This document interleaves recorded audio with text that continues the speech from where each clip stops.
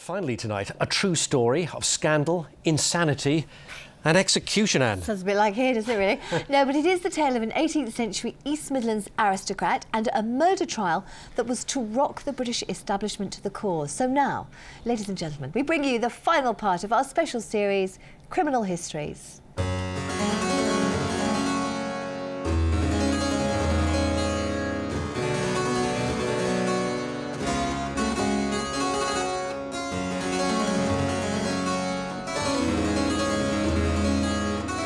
Mad, bad and dangerous to know.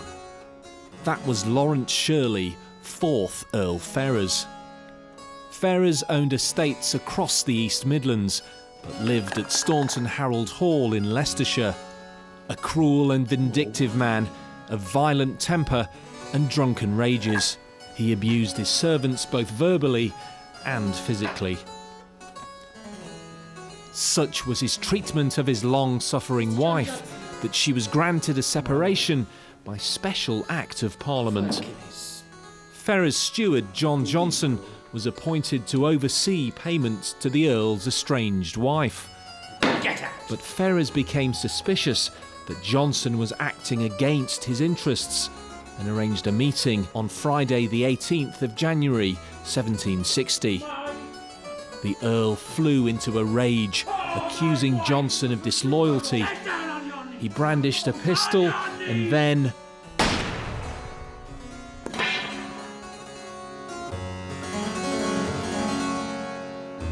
A doctor was sent for, but nothing could be done for Johnson, who died of his wounds the next day.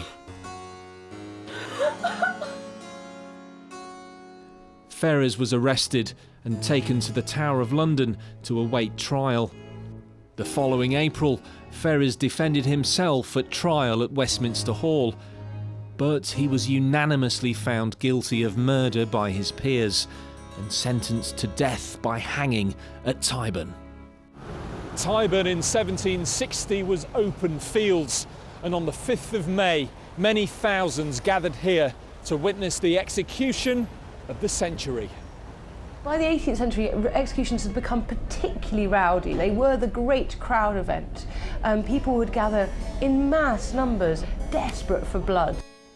It was customary to tip the hangman before one's execution. Ferrers mistakenly tipped the wrong man, and an unseemly brawl ensued before sentence could be carried out. To be reduced to the status of an ordinary individual, an ordinary commoner in that moment, is profoundly humiliating. It's like this great stain on the whole of the life that's gone before. Ferrers is remembered as the last peer of the realm to be executed as a common criminal.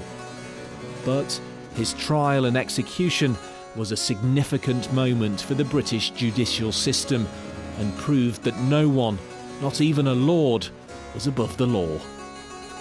Paul Bradshaw, BBC East Midlands Today.